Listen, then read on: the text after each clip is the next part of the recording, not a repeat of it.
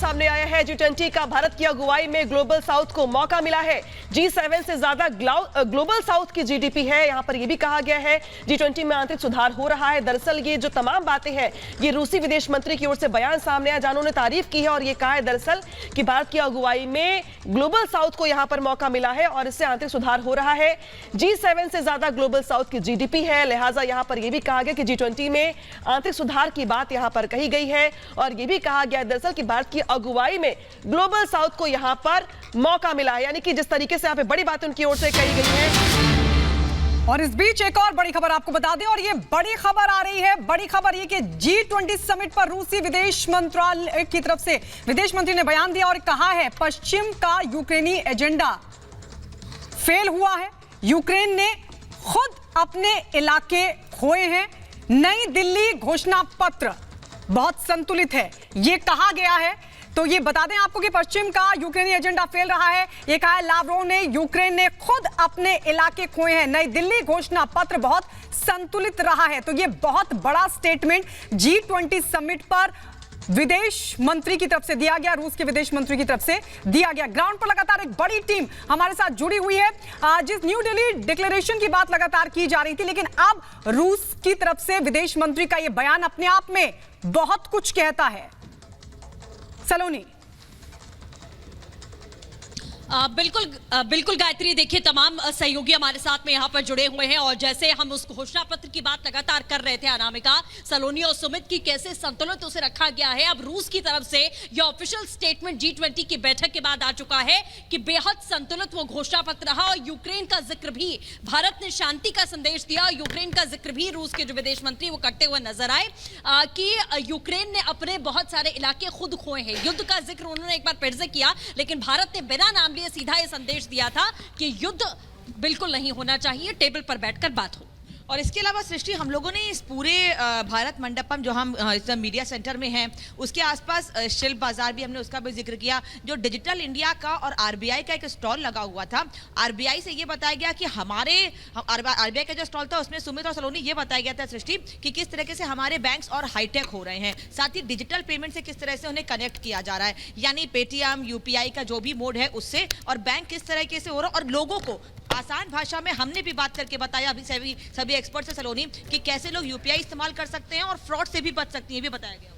बिल्कुल, फ्रॉड से कैसे बच सकते हैं और इस मॉडल को अपनाया जा रहा है। हमने देखा फ्रांस में इस मॉडल को अपनाया गया है। द्विपक्षीय वार्ता भी आज प्रधानमंत्री नरेंद्र मोदी के साथ लाइंड अप है। इस बीच ये जो हम जिक्र कर रहे थे बड़ी खबर का, सर्गेई लावरोव के स्टेटमेंट का अगर सुमित हम डिस्कस करें तो ये कहा गया, देखिए हमारे यहाँ जो डिक्लेरेशन था उसमें ये जिक्र जरूर किया गया है कि यूक्रेन में युद्ध चल रहा है, लेकिन उसमें रशिया की भूमिका को लेकर कोई प्रश्न नहीं पूछे गए। यही वजह है कि एक बैलेंस मेंटेन हो पाया है। लेकिन सर्गेई लावरोव का जो स्टेटमेंट आया उसे कैसे देखते हैं? बिल्कुल, दरअसल ये बहुत बैलेंस सिचुएशन है। भारत बेहतर तरीके से समझता है कि उसे तमाम लोगों के बीच समन्वय कैसे यहां पर बनाना है। सबसे महत्वपूर्ण यह है कि जब इंडोनेशिया के अंदर G20 यहां पर बना तो जो एक बैलेंस बनाने की कोशिश थी, जो समन्वय यहां पर बनाना था, वो पॉसिबल नहीं हो पाया था। सबसे बड़ी बात यह है कि भारत ने इसमें कूटनीतिक रणनीति अपनाई और उसने यूएन चार्टर का इसमें जिक्र कर दिया। अब यूएन चार्टर के साथ जो है वो रूस पूरी तरीके से बंधा हुआ है। और सबसे बड़ी बात यह कि यूक्रेन का भी जिक्र होता है, लेकिन यूएन चार्टर के साथ, जिसके बाद किसी भी तरीके का कॉन्फ्लिक्ट जो है वो खत्म हो जाता है। और सबसे बड़ी बात यह है, मैं पूछना चाहूंगा सुमित कि आखिर जो नैरेटिव लावरोव सेट करना चाह रहे हैं, उन्होंने जो बात कही है, विकी दत्ता सर हैं। सर, लावरोव के स्टेटमेंट को आप कैसे देखते हैं, पहला ये, और दूसरा वो ये कह रहे हैं कि G20 में जो बातें रूस और यूक्रेन के परिप्रेक्ष्य में कही गई और लिखी गई हैं वो बहुत बैलेंस है, कैसे देखते हैं आप? बिल्कुल सही है। अगर आप रूस का पक्ष देखें बिल्कुल न्यूट्रल माइंड से, रूस ने क्या डिमांड रखी थी यूक्रेन के सामने कि भाई आप जो दो ब्रेकवे रीजन है डोनबास लुहांस्क के, आप इनको आज़ादी दे दीजिए। ये प्रो रशियन है, आप इनके ऊपर अत्याचार कर रहे हैं। आपकी अज़ोव बटालियन वो हिटलर का मॉडल वहाँ पे इस्तेमाल कर रही है। हज़ारों लोग इन्होंने मारे वहाँ पे अज़ोव बटालियन ने, जो यूक्रेन की है। दूसरा उसने बोला भाई क्रीमिया तो हमने कब्जा कर लिया, क्रीमिया हम नहीं छोड़ेंगे और आप नेटो मत ज्वाइन करें। ये 4 मुद्दे रखे गए थे यूक्रेन के सामने। यूक्रेन नहीं माना और उसने बोला मैं नेटो भी जाऊंगा और मैं इनको आज़ादी भी नहीं दूंगा। और उसके बाद जो ये गतिरोध पैदा हुआ और नेटो और वेस्टर्न जो कंट्रीज थे उन्होंने उकसाया यूक्रेन को, और आज के इस दिन के अंदर ये आप सिचुएशन जो देख रहे हैं कि वहाँ पे कोई नेगोशिएशन करने के लिए तैयार नहीं है। तबाही होती चली जा रही है यूक्रेन की, हजारों की तादाद में सैनिक मारे गए दोनों तरफ से, इंफ्रास्ट्रक्चर बर्बाद हो गया है, आपकी जो इंडस्ट्रीज है उसका बेड़ा गर्क हो गया है, आपकी वर्ल्ड की सप्लाई चेन्स खराब हो गई हैं, फूड सिक्योरिटी के ऊपर असर हो गया है, आपके जो पावर जनरेशन है जो जिसको पावर सिक्योरिटी बोलते हैं, गैस हो गया, फ्यूल हो गया, पूरा यूरोप पिछले साल तो उन्होंने स्टॉक कर दिया था, इस बार विंटर में क्या करेंगे आप? तो ये एक बहुत बड़ा मुद्दा है।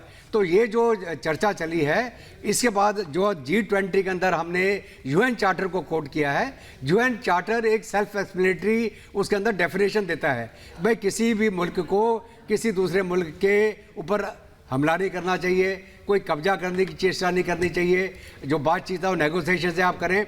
हमने उसको किया, हमने जिक्र नहीं किया, हमने ये बोला भाई यूक्रेन के चलते जो सिचुएशन पैदा हुई है, फूड सिक्योरिटी, एनर्जी सिक्योरिटी और सप्लाई चेन की, इसको एड्रेस कर लेना चाहिए हमको सबको मिलके। तो जहाँ तक रूस का सवाल है, रूस तो बहुत खुश होगा कि हमने G20 में कोई नेगेटिव रिमार्क रशिया के खिलाफ नहीं आया, सारी दुनिया ने उसको एक्सेप्ट किया और उसको पारित किया। तो ये एक बहुत बड़ी अचीवमेंट है, ये हमारी डिप्लोमेटिक विक्ट्री आप मान के चलिए। और यहाँ दूसरे महीने में आप ये बोलें कि हिंदुस्तान का जो आज के दिन में लीडरशिप क्वालिटी है वो पूरी दुनिया ने एक्सेप्ट किया है और आपके बरखिलाफ नहीं गए वो।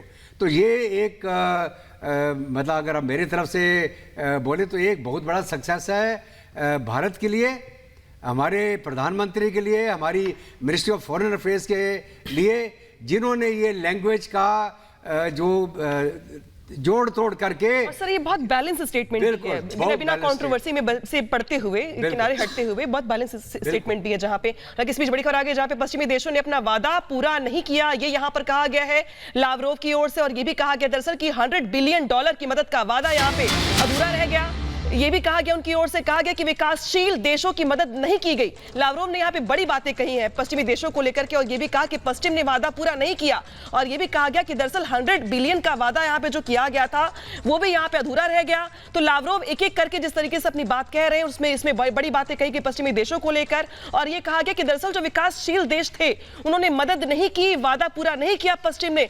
100 बिलियन का वादा किया गया था डॉलर मदद करने का, लेकिन ये वादा भी अधूरा रह गया। जिस तरीके से यहाँ पे बड़े स्टेटमेंट दिए जा रहे हैं उनकी ओर से, चाहे यूक्रेन को लेकर चाहे अन्य मुद्दों को लेकर। ये बड़ा बयान जेके त्रिपाठी सर, मैं आपके पास आ रही हूं क्योंकि आप इससे पहले जिक्र भी कर रहे थे कि जो $100 बिलियन का वादा था वो अधूरा रहा, और उसका जिक्र अब रूस की तरफ से किया जा रहा है। जी बिल्कुल, देखिए लावरोव ने ये कहा है कि ये वादा पूरा किया नहीं गया क्योंकि करीब 50 या 52 बिलियन अभी तक हो पाए हैं। आज सवेरे का जोड़ दीजिए तो 55 हो जाएगा, क्योंकि इन्होंने आज सवेरे ऋषि सुनक ने कहा कि 2 या 2.5 बिलियन वो और अपनी ओर से कर रहे हैं, जो कि 11 बिलियन उनका कंट्रीब्यूशन हो जाएगा।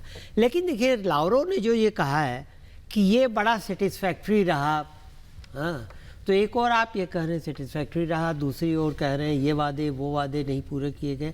ये परसेप्शन का मामला बनता है।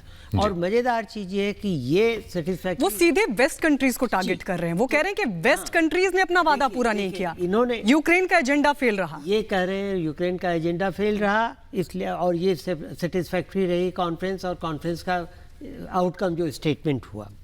अब वही चीज देखिए, परसेप्शन की बात, उसी चीज को ये चुके फेवर में कर रहे हैं। और फ्रेंच यूएस प्रेसिडेंट का तो बयान नहीं आया, लेकिन फ्रेंच प्रेसिडेंट का बयान आया है। वो उन्होंने कहा है कि the G20 declaration is very satisfactory, उनके लिए भी सेटिस्फैक्ट्री। एग्जैक्टली। हमारे साथ हमारे एक गेस्ट जुड़े हैं, retired major general S P Sinha sir जुड़े हैं। सर बहुत बहुत स्वागत है आपका। लेकिन ये सवाल मेरा आपसे संजय सर कि जिस तरह का नरेशन सेट किया जा रहा है, लावरोव ये भी कह रहे हैं कि G20 में सब कुछ अच्छा रहा, पश्चिमी देशों पर वो निशाना भी साध रहे हैं, वो ये भी कह रहे हैं कि जो मदद मिलनी चाहिए थे वो मदद नहीं मिली है। तो कहीं ना कहीं जो सर एग्रेशन है, जो नाराजगी है यूक्रेन को लेकर और जो पश्चिमी देशों का इम्बैलेंस है, उस पर भी लावरोव आखिर बोल ही गए।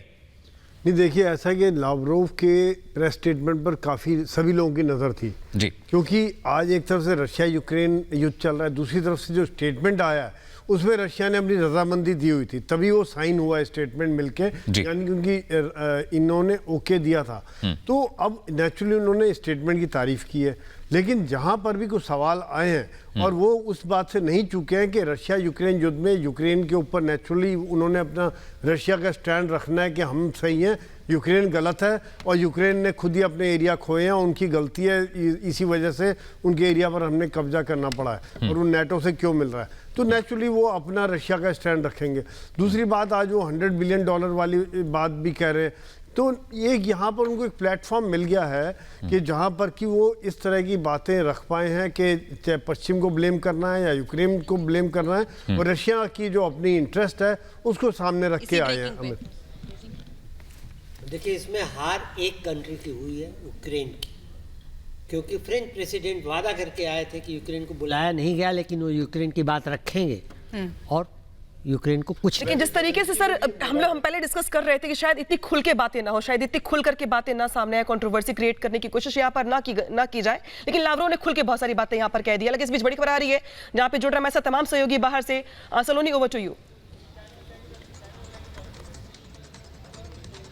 बिल्कुल अनामिका, देखिए इस वक्त की बड़ी खबर आपको बता दें कि G20 की बैठक के बाद में आपको बता दें कि समिट के बाद रूसी विदेश मंत्री की तरफ से एक बड़ा बयान दिया गया है और साफ कहा कि भारत की अगुवाई में G20 को सही दिशा मिली है। ये बड़ा बयान दिया है रूसी विदेश मंत्री ने। घोषणा पत्र से संकटों का समाधान निकलेगा। जिस संतुलन की बात हम कर रहे थे, उसी संतुलन की बात अब रूसी विदेश मंत्री भी कर रहे हैं अनामिका। और हमारे साथ जो मेहमान जुड़े हुए हैं सृष्टि, उनका रुख कर लेते हैं। SP सिन्हा साहब हमारे साथ जुड़े हैं और सर लगातार हम आपसे लगातार ये बात भी कर रहे हैं कि किस तरीके से भारत मजबूत होकर सबके सामने निकल कर आया है, और अब ये बात पहले ऋषि सुनक और अब इसके बाद सरगेई लावरोव, सभी लोग इस बात को कह रहे हैं कि भारत के नेतृत्व में G20 बैठक बहुत सफल रही है। और सबसे अच्छी बात है कि बहुत टफ मुद्दे पर बहुत टफ बातचीत थी। यूक्रेन पर सबको साथ लेकर आना, उस पर सहमति बन गई है। घोषणा पत्र में सबने ओके कर दिया। रूस भी की तारीफ कर रहा है घोषणा पत्र की। देखिए, मैं कुछ इन बिंदुओं पे टिप्पणी करूंगा जो मेरा ख्याल आज 2-3 दिन में डिस्कस नहीं हुआ है। जी, मैं बताना चाहता हूं कि भारत की फॉरेन पॉलिसी की कैसे विजय हुई है। मोदी जी ने बहुत ही समझबूझ के साथ, मैं चकित था कि इंडोनेशिया G20 का जब मीटिंग ऑन है तो इंडोनेशिया जाने का क्या मतलब है। आज सुबह मुझे समझ में आया कि मतलब क्या है। और मतलब क्या था कि हिंदुस्तान, भारतवर्ष, ब्राज़ील, इंडोनेशिया और साउथ अफ्रीका, ये चारों मिलकर दबाव डाले कि यूक्रेन पे चर्चा नहीं होगी, विरोधाभास नहीं, आप दही में मतलब खीर में खटाई नहीं डालेंगे जी। और मोदी जी ने एक शेरपा टीम का गठन किया। तो MEA शेरपा टीम, जिसमें अभय ठाकुर, N ककानूर, E गंभीर और आशीष सिन्हा, ये 4 लोग सम्मिलित हुए। और ये सब IFS के ऑफिसर्स हैं जिनको लोन पे दिया गया फॉरेन शेरपा टीम को। और 200 से ज़्यादा घंटा इन चारों अफसरों ने काम किया। इसमें NSA भी इन्वॉल्व है। 200 से ज़्यादा घंटा, और इतना खींचातानी ना हाँ 5 रात ये लोग नहीं सोए हैं। और तब जाके इन लोगों ने संदेश दिया, बहुत टफ संदेश दिया लोगों को, जो लोग चेन पुलिंग कर रहे थे, कि हमारे लीडर्स का हुक्म है, ये होना है, आप फैसला करो, आगे बढ़ना नहीं बढ़ना है। SP सिन्हा सर, एक ब्रेकिंग इस वक्त आ रही है आपके पास, हम लौट रहे हैं और बड़ी खबर ये आ रही है कि रूसी विदेश मंत्री ने भारत की तारीफ की। रूसी विदेश मंत्री ने भारत की तारीफ की। G20 का राजनीतिकरण नहीं होने दिया। G20 एक माइलस्टोन साबित हुआ है, ये कहा है रूसी विदेश मंत्री ने। भारत की पहले तारीफ की, G20 का राजनीतिकरण नहीं होने दिया। G20 एक माइलस्टोन साबित हुआ है, ये रूस के विदेश मंत्री की तरफ से कहा गया है। तो ये अपने आप में बड़ा स्टेटमेंट है। एक और बड़ी खबर एक और बड़ी खबर आ रही है। पश्चिम पर सरगेई लावरोव ने तीखा हमला बोला। उन्होंने कहा कि G20 की सफलता से पश्चिम का जो वर्चस्व था, एकाधिकार टूटा है। अब हम नए शक्ति केंद्र के रूप में देख रहे हैं, क्योंकि देखिए G20 में जिस तरह की बैठकें हुई, जिस तरह की रजाबंदी बनी, जिस तरह का बायलैटरल वहां पर डायलॉग शेयर हुआ है। सर, हाँ, मैं आपके पास आ रहा हूं सिन्हा सर। इस तरह के बयान का मतलब क्या निकाला जाए कि G20 माइलस्टोन था, राजनीतिकरण नहीं हुआ, लेकिन अब रशिया की तरफ से बोल रहे हैं, यूक्रेन पर निशाना साध रहे हैं, पश्चिमी देशों को भी आपने लपेट लिया, फिर बैलेंस कहाँ रहा? हाँ पर मैक्रो एम क्या था जी? 100 से ज्यादा टॉपिक पे विवाद था जी। कंसेंसस हुआ ना जी सर। ग्लोबल साउथ इंक्लूड हुआ ना जी। अफ्रीकन यूनियन मेंबरशिप मिला ना, परमानेंट मेंबरशिप जी। जो मोदी जी का एम 1, 2, 3, 4 ये सब तो अचीव कर लिए। देखिए, हर एक शादी में कोई ना कोई फूफा कुछ ना कुछ तो नाराज होता ही है। फूफा का रोल है, उनका रोल ये है, तो फूफा लोग को बोलने दो भाई। अपनी दुख व्यथा नहीं बताएंगे, यहाँ नहीं बताएंगे तो क्या अपने ड्राइंग रूम में जाके बताएंगे? तो ये इसमें कोई ज्यादा टाइमिंग देखिए, जैसे ही समापन हुआ उसके बाद फौरन बाद इस तरह का बयान। सबको ये संदेश दिया गया, कोई शोरगुल नहीं करना है, ये कंसेशनेस होगा। ऐतिहासिक ये फैसला है, कोई प्लेटफॉर्म पे कंसेशनेस हुआ है आज तक। और शायद यही वजह सर कि यहाँ पे कहा जा रहा है कि राजनीतिकरण नहीं होने दिया गया, वर्चस्व टूटा है एक तरफ से, और शायद यही वजह है कि यहाँ पे सबने अपनी बात रखी भी है पॉजिटिविटी के साथ। एक और मैं कहना चाहता हूँ जी सर मैं रोक रही हूँ आपको, थोड़ा खबरों में आगे बढ़ना पड़ेगा, फिलहाल वक्त चला है दौड़ने भारत का।